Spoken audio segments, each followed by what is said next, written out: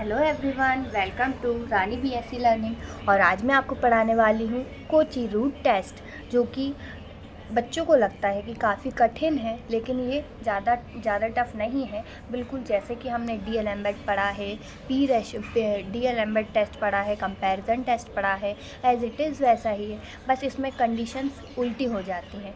तो देखिए, आज हम पढ़ने वाले हैं कोची रूट टेस्ट, जिसे हम बोलते हैं कोची रेडिकल टेस्ट भी बोला जाता है। ठीक है, तो इसके लिए हमें देखिए क्या दिया है। If UN is a infinite series of positive terms such that limit UN की power 1/n equals to R, the series is convergent if R जो है अगर वो लेस देन होगा 1 से। तो देखिए यहाँ पे सिर्फ इतना है। अगर आप लोगों ने पहले की वीडियो नहीं देखी हो तो मैंने उसमें डीएल एम्बेड बताया है, कंपैरिजन टेस्ट बताया है, आप उसको जाके देखिए तो ये वाला आपके लिए ईजी हो जाएगा।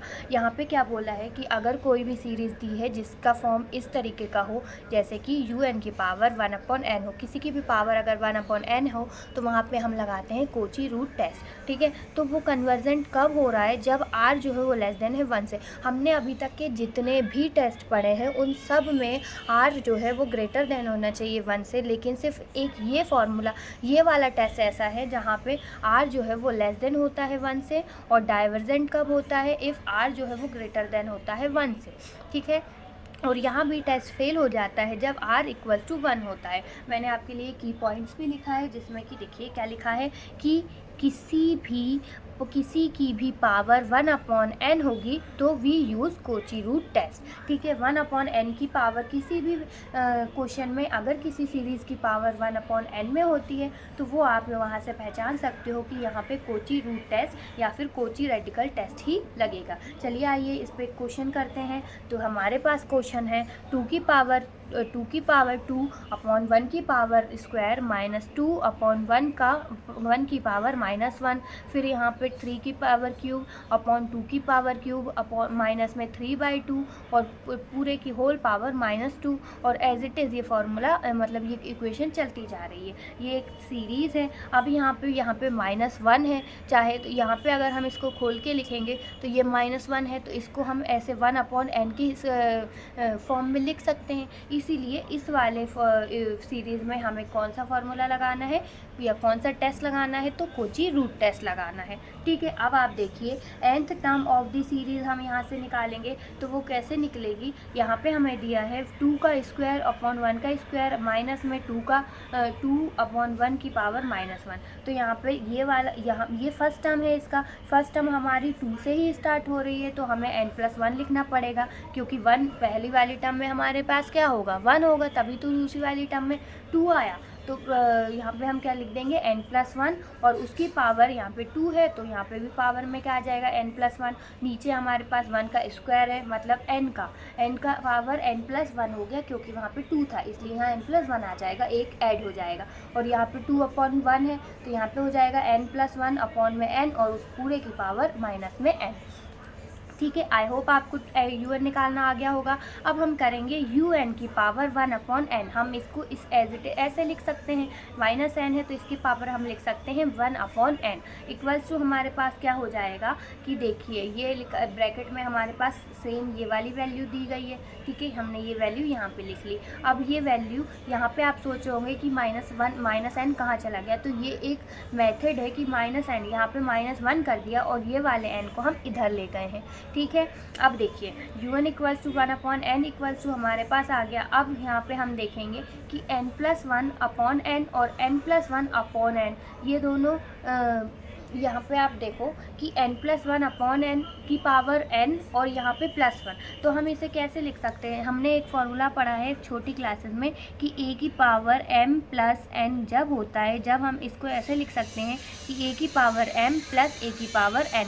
तो इस फॉर्मूले को भी हम ऐसे लिखेंगे, तो हम क्या लिख सकते हैं? n+1 की पावर n+1/n की पावर n, और इंटू करके एक बार और हम लिख सकते हैं n+1 की पावर n n+1/n की पावर 1, ठीक है। दोनों को एज इट इज ऐसे लिखा है इस वाले फॉर्मूले से खोल के, और माइनस में एज इट इज ये वाला सेम लिखा है। अब हम क्या कर सकते हैं, अब हमें दिख रहा है कि यहाँ पे n+1 और अपॉन n की पावर 1 और यहाँ पे n+1 अपॉन n की पावर 1, दोनों यहाँ पे पावर सेम है। तो यहाँ से हम इन दोनों में से एक को कॉमन ले लेंगे, तो हमारे पास आ जाएगा n+1 की पावर n, और यहाँ पे ब्रैकेट के अंदर हम लिख देंगे n+1 की पावर n अपॉन n, यहाँ से बच गया एक बार, और यहाँ से ये कॉमन ले लिया तो हमारे पास आ गया -1, ठीक है। आई होप इतना और आपको समझ में आ ही गया होगा।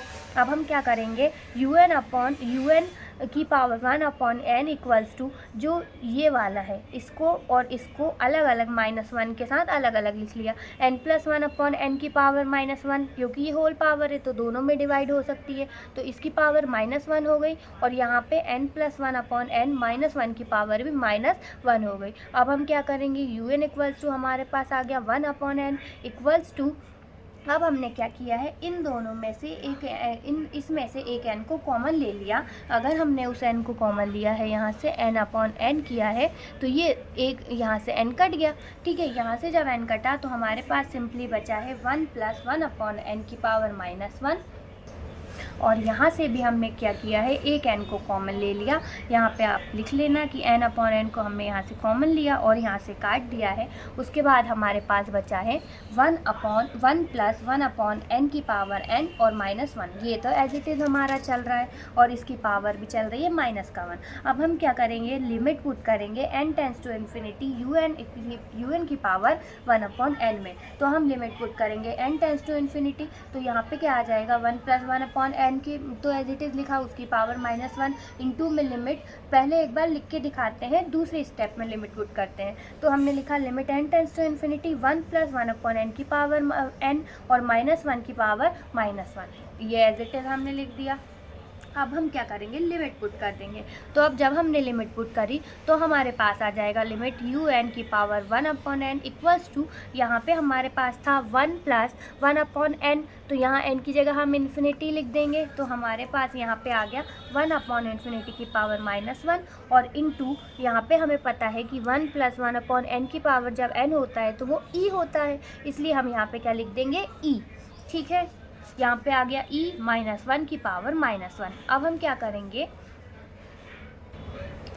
हम क्या करेंगे कि ये 1+1 अपॉन इन्फिनिटी हमारे पास 0 हो गया, तो ये 0 लिख दिया, और -1 तो एज इट इज़ चल रहा है। अब हम क्या करेंगे, ये वाला जो है e-1 की पावर -1 है, तो इसको अब जब हम खोल के लिखेंगे तो ये 1 अपॉन e की पावर -1 आ जाएगा, क्योंकि ये इस तरह खोल के लिखाएगा, जैसे कि यहाँ पे भी ये बोला था। अगर यहाँ पे कहाँ बोला था, एक जगह पे ये -n है, तो इसको हम खोल के 1 अपॉन n लिख सकते हैं किसी भी पावर में, ठीक है, यहाँ पे लिखा है जैसे कि, ठीक है। और ऐसे ही इसको हमने जब खोला तो हमारे पास क्या आ जाएगा, 1 अपॉन e-1।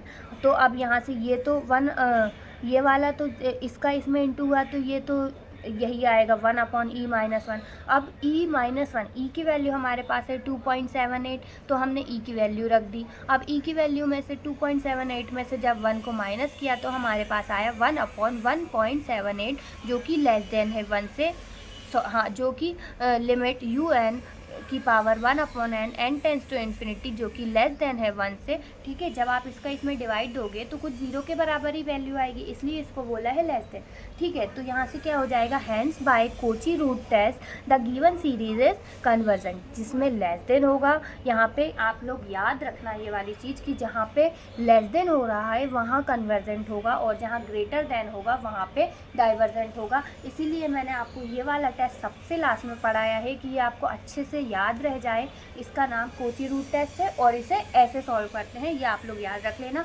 बाकी सारे जितने भी आप टेस्ट पढ़ोगे उसमें सब में जहाँ भी ग्रेटर देन हो रहा है वहाँ कन्वर्जेंट होगा, और जहाँ लेस देन हो रहा है वहाँ पे डाइवर्जेंट होगा। अगर आपको वीडियो पसंद आई हो तो वीडियो को लाइक करना और चैनल को सब्सक्राइब करना। ये वाला क्वेश्चन जो है बहुत ही ज़्यादा IMP है, और ये बहुत बार क्वेश्चन पेपर में पूछा भी गया है। Thank you so much.